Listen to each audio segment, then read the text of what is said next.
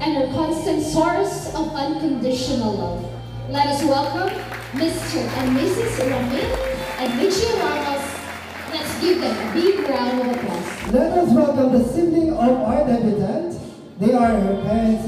They are her partners in mischief, Ram, Gabriel Ramos.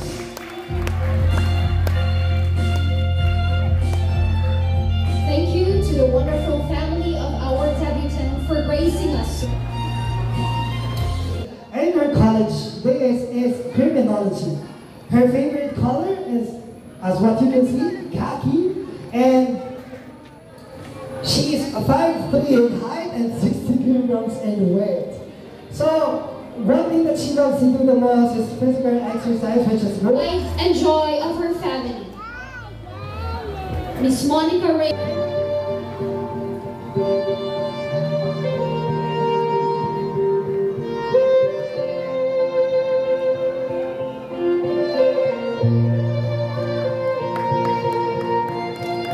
Monica, tonight you shine brighter than ever. This is your home. In celebration of your past, your present, and the bright future that lies ahead. You are surrounded by the love of everyone here, and we are honored to witness this unforgettable milestone in your living. Let us all give a resounding applause for our debutant.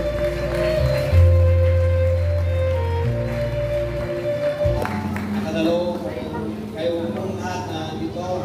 Okay, nagpapasalamat po sa inyong lahat. Merry Christmas. A song rendition from the young people of Agna, Grace Gospel Church of Christ. Let this beautiful performance fill our hearts with joy and gratitude as we celebrate Pastor Nestor to prepare for his message.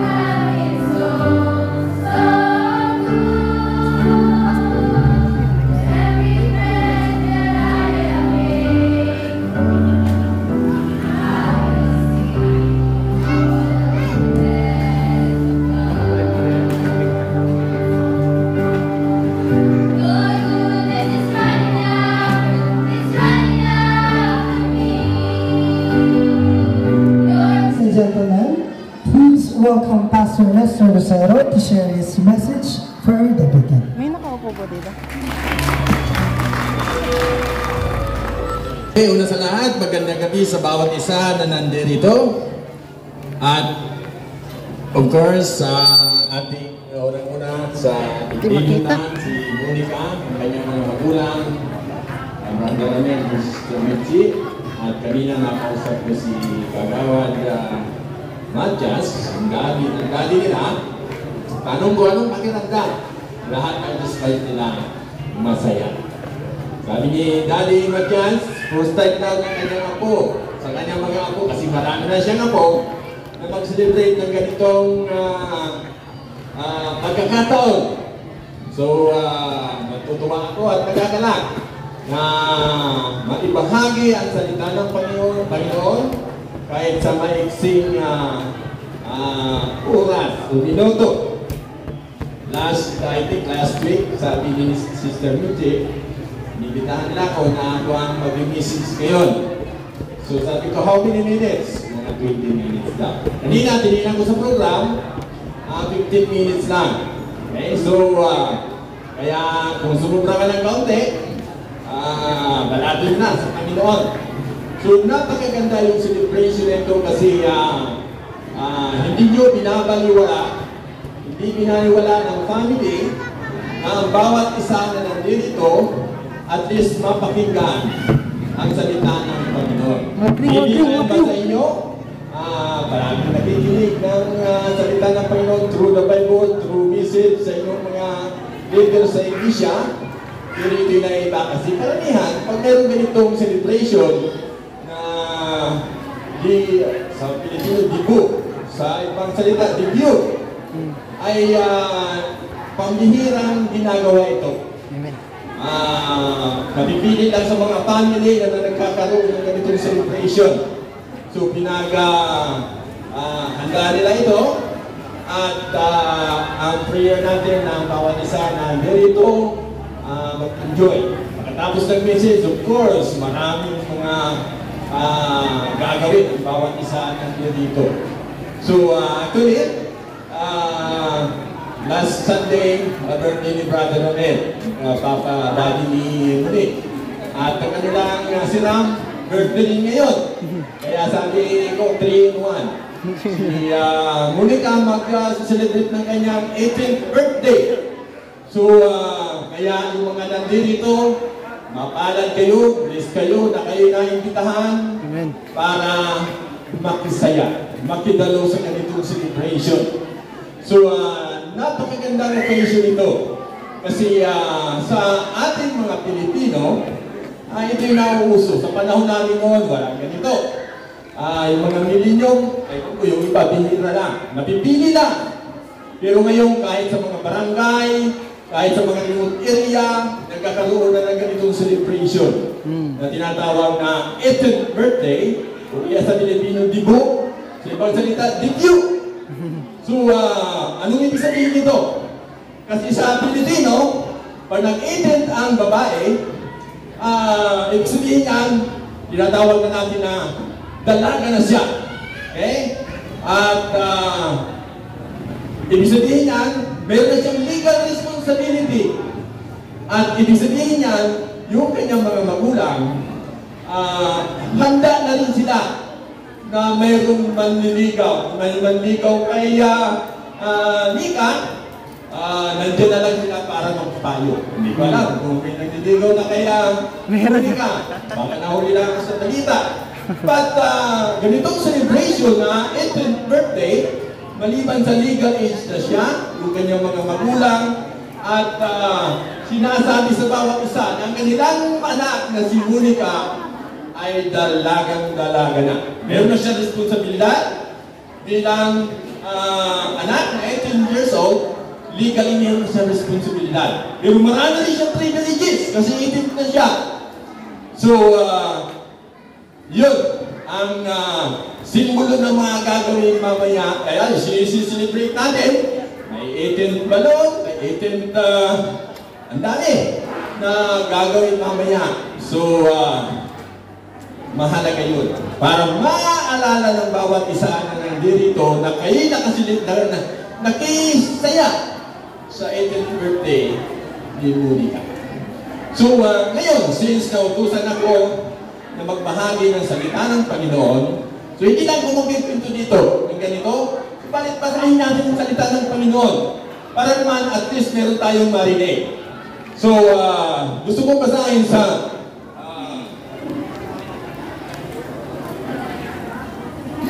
Biblia, at least 3 verses lang, since maiksik lang ang binigay na panahon sa atin, hoping na matapos ko ito ng 15 minutes. Maging 20, hayaan ko.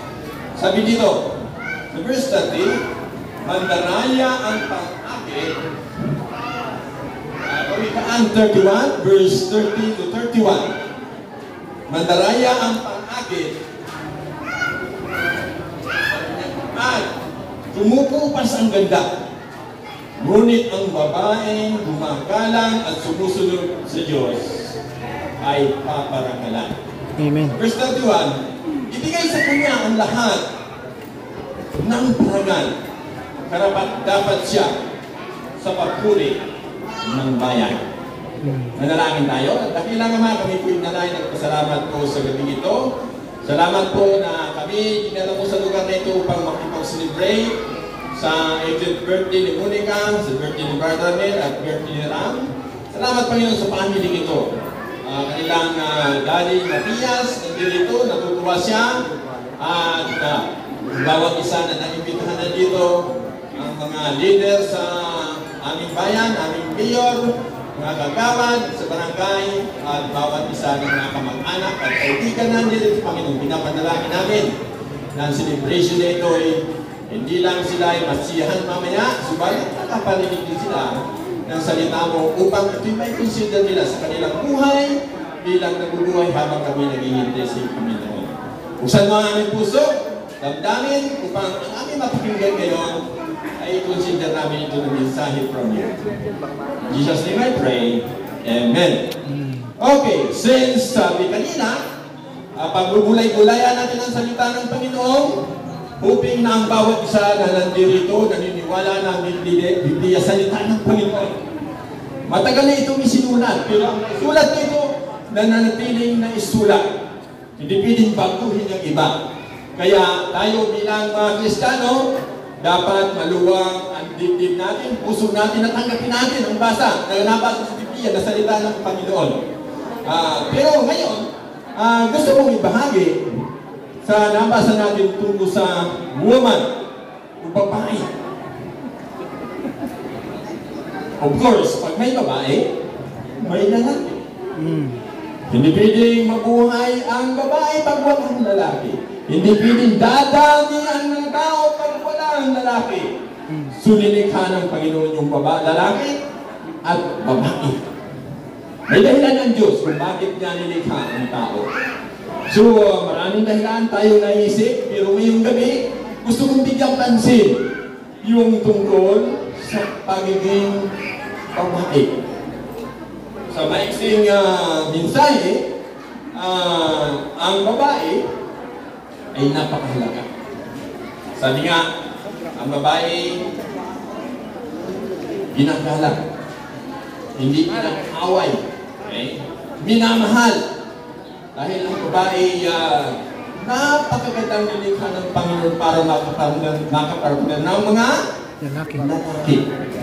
So natutuwa tayo na may mga babae, may mga lalaki at may mga anak. Kasi parte yan ng creation ng Panginoon.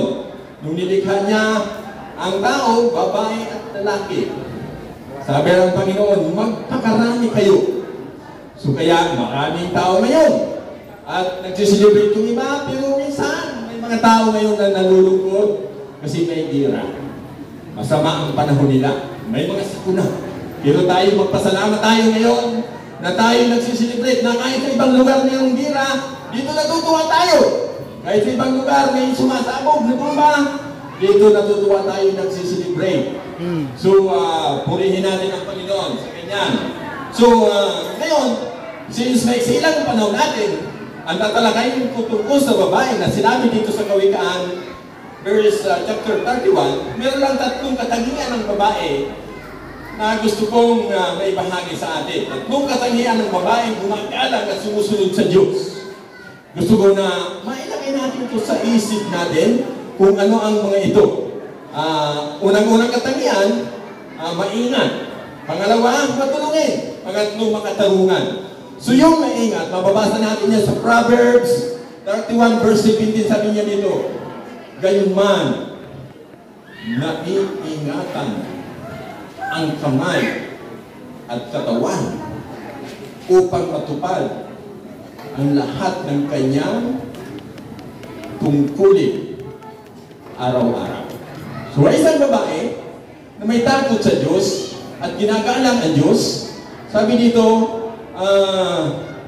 naiingatan ang kamay at katawan upang matupad ang lahat ng kanyang tungkulin araw-araw. So, ibig sabihin ng babae na mayroong takot sa Diyos, mayroong tungkulin araw-araw. Ginagampanan niyo ba? Siyempre, ginagampanan niyo. Pero, lubos niyo bang nagagampanan? Dapat. yung nakakalungkot sa mga babae na obvious yung tungkulin ibigay ng Panginoon, hindi nila ginagampanan. Kaya nangyari, nagkaroon ng broken family, malungkot yung family. Kasi supposed to be, bilang babae, inaharap niya yung pamilya. Pero, nakakalungkot na yung mga babae hindi nagagampanan. Pero sabi dito, ang babae may takot sa Diyos, iniingatan ng kanyang mga kamay at sarili. Paano natin iniingatan natin yung sarili? Of course, pagka umaga, pinapaganda natin. Ang ating sarili, pinapakain natin, nalaga natin yung family. At binibihisa natin yung ating katawan. Sa bahay man tayo, maglakad man tayo, binibihisa natin na makita tayong maganda. Bihisa natin ng maayos. Para ano? Para yung mga iba hindi natutukso sa ating katawan. Okay? Minsan may mga babae, hindi ingatan ang sarili. Mura naman ang damit, pero yung mga lumalabas na hindi dapat lumalabas. Ay pinapakita. Kaya anong purpose? Anong kayang purpose? Okay? Ngayon, ang ganda ng mga bihis.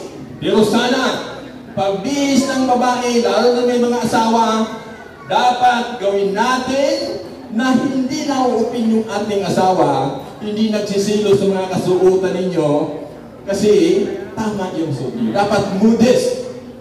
Okay? Yung mga dalaga naman dyan, dapat igalan nyo yung sarili para igalan din kayo ng mga lalaki. Minsan mga lalaki, iba ang iniisip pag nakakakita ng hindi. Dapat makita. So bilang babae may takot sa Diyos, ingatan nyo ang inyong mga kamay at inyong katawan. So dapat maingat ang babae na mayroong takot sa Diyos. Pangalawa, matulungin. Sa verse 20, sabi niya dito. Verse 20, matulungin siya sa mahirap at sa mga nangangailangan bukas ang palad. So ang babae may takot sa Diyos at ginagalangan niya, sabi niya, matulungin siya. Madalungin kanino? Sa mga nangangailangan. At bukas ang palad. Gusto niya na bukas ang palad? Tanong ka kayo, hindi sa Pilipino pa kuripot. Okay? Pag mayroon pagkakataon, unang na dapat makaramdam niya yung mga babae. Yung mga lalaki, busy. Maraming ginagawa. Minsan hindi nabibigyan pansin yun. Pero yung mga babae, ang mga puso nyo ay malapit sa tao, malapit sa bata, malapit doon sa pangangailangan ng family. Kung sino nangangailangan sa family, dapat nandoon kayo. Kung sino nangangailangan sa kamag-anak, dapat nandoon kayo. So, dapat ang tulong ninyo bilang babae na mayroong takot sa Diyos, ginagampanan niyo yung kanyang responsibility na tumulong sa bawat isa, lalong-lalo na sa nangangailangan. Just imagine, minanganak, noong sa nanay, naalagaan yung anak. Tapos, binabalitaan tayo, yung anak, iniwan sa yung saan. Buti lang kung iniwan pa sa simbahan. Minsan, di ba, iniwan sa tabi. Minsan, tayo na tayo iniwan. Kakalungkot, di ba? Yun pinaka-importante sa kanyang buhay na dapat niyang tulungin, hindi niya pinampanan. Siguro, pag may kakilala kayo, sayang topic niya. Sayang makipag-evangelize din tayo ba? Huwag na huwag niyong pagkait ang tulog. Kung meron na akong time na galing sa inyo. Okay? Kasi, buhay yun. So, pag may takot ka sa Diyos, hindi mo dapat gawin yun. Hindi dapat. Katikin, isipin nyo na pag nabuntis kayo, ilanag lang. Dapat, babae may takot sa Diyos. Dapat matulungin. Unang-una, tulungan nyo mga mahal nyo sa buhay. Pangatlo, sabi niya, makatarungan. Sa verse 26, sabi niya dito, ang mga salita niya, puspos ng katarungan. At ang tulog niya ay pawang katapatan. Ang tubig na sinita po? So, ang tao ay takot sa Diyos. Kang, tubig ka na? Meron katarungan ng kanyang mga sinasabi. Dapat tapat siya. May upo ba dito?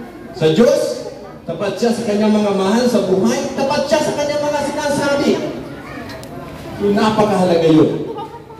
Dapat maging tapat tayo. Sinabi ko kanina, hindi lang yung para sa mga babae, sa lahat ng mga tao dapat tapat tayo. Kasi hindi accepted yung mga lalaki dito na maging tapat sa kanilang tungkol sa kanilang mga asawa. So, ang Panginoon Jesucristo, naging tapat siya sa tao. Anong nangyari sa Panginoon Jesucristo? Sabi niya, siya ay anak ng Diyos, ipinanganak. Para ano? Mabuhay. Mag-isalamuhay sa mga tao. Binuhay ng lahat. Dahil sa tapat siya sa Ama. Pero nag-start na to kanina ng 20. Kaya lang, yung mga tao noon, hindi nila nagustuhan. Anong ginawa nila kay Kristo? Minigit nila. Itinakot nila sa krus. Hindi ako makita. Ayun yun. Pero may dahilan ng Diyos kung bakit siya pinako sa krus. Naipako siya sa krus para yung kanyang dugo ay bayaran ang lahat ng kasalanan ng mga tao. Yun ang totoo. Lahat ng tao ay makasalanan. Sabi sa Biblia, walang sinuman na hindi nagkasala. Yung kamatayan ng Kristo sa krus, namatay siya para yung dugo niya yung bayad sa kasalanan ng mundo. Nung namatay siya, hindi lang siya nanatiling namatay. Nung nakapako siya, hindi siya nanatiling nakapako, inilibing siya. Muling Hindi nabuhay. siya nanatiling inilibing at nabuhay siya muli sa pangatlong araw. Yan ang magandang balita. Yung Christianismo buhay. Dahil si Kristo nabuhay sa pangatlong araw, ngayon sabi niya, nasa lugtukan siya Ng sa Diyos. tabi ng ating Ama. At siya ang tagapagligtas natin. So yun ang kagandahan ng magandang balita na yun ang totoo na dapat maintindihan natin dito ang katotohanan tungkol sa Panginoon na naging tao, namatay, inilibing, at nabuhay muli. So yun ang pinakadapat maintindihan natin. I believe si Father Ramil, Sister Mitchie, pinala rin ang Panginoon, si Monique, bilang kanilang personal ligtas. Mupot ako dito once a month, bilang kanilang visiting pastor, siguro almost ilang buwan na. Natutuwa ako sa pamilya ito na ang blessing ng Panginoon nandyan. Dahil sila ay naging tapat sa kanilang tungkulin sa Panginoon unang-una sa church, sa Panginoon, at sa kanilang mga kasama sa hanap buhay. Yung blessing ng Panginoon dumanoy dahil sila ay naging tapat sa kanilang hanap buhay, sa kanilang negosyo. So, ang Panginoon, ang blessing ng Panginoon, hindi lang spiritual blessing, subalit may material blessing. Pag tayo naging tapat sa Kanya, tuloy-tuloy ang ating katapatan, ang blessing ng Panginoon. Spiritually, dumadaloy. Materially, dumadaloy. Kasi, ang grasya ng Diyos, ang biyaya ng Diyos, umapaw. Depende na lang tayo kung paano tayo naging stewards sa blessing na ng Panginoon. So ngayon, sila ay pinagpala ng Panginoon. Nag-decide sila na gawin ito para i-celebrate yung debut ni Monica para man bahagi sa mga nandito kasiyahan at yung blessings na natanggap nila. So, pero ang pinakadabis na blessing na dapat maintindihan nyo, yung blessing ng spiritual na kaligtasan. Sabi nga sa Biblia, dahil sa biyaya ng Diyos, Kayo ay naligtas. tayo'y naligtas sa magitan ng pananampalataya, hindi sa ating Mga gawa. mabuting gawa. So ang blessing spiritual nang galing sa Panginoon, libre, biyaya ng Diyos, ang responsibilidad mo lang. Palatayaan mo yun na si Kristo namatay sa cross, tinapos nila doon yung kanyang responsibilidad. Pagbayad sa kasalanan ninyo, ang kailangan mo lang, paniwalaan nyo. Amen. Tanggapin nyo. Sinabi sa Biblia, ikaw, ituturing ng Diyos na anak. Ikaw, ituturing ng Diyos na ano? Kanyang anak, at ikaw, ituturing ng Diyos na pagbalik na ikaw ay kasama. Ang tanong ko sa inyo, bago ako natapos, nakatanggap na ba kayo ng spiritual blessing na binigay ng Panginoon sa buhay niyo? Tinanggap niyo na ba ang Panginoon yung tagapagligtas? Kung natanggap niyo ng Panginoon, praise God. Pero kung hindi pa, lang, sabihin nyo, Panginoon, isa ko makasalanan, salamat sa pagkamatay mo sa cross. Gusto ko na paniwalaan yun para ako'y maginong ganap. So yun lang ang gusto kong ihatid sa bawat sa atin tungkol salita ng Panginoon na ang babaeng may takot at gumagalang sa Diyos, matulungin. Okay? Iniingatan ang sarili at tatang sa kanya mga ginagawa. Nakatingin siya, dapat matulungin. Kaya ba natin gawin yun? Kung hindi man nagawa natin sa mga unang panahon, Matulungin. I challenge you. Gawin natin para mas masaya ang buhay. God bless you. Manalangin tayo. Dakilang naman kung ibu'y nalangin. Nagpasalamat po sa gabi ito. Salamat sa mga nakinig. Pinapalain ko, Panginoon, na nawa ito'y nakarating sa kanilang mga isip at puso. Ang pinapanalangin sa pangalan ni Jesus. Amen. Amen.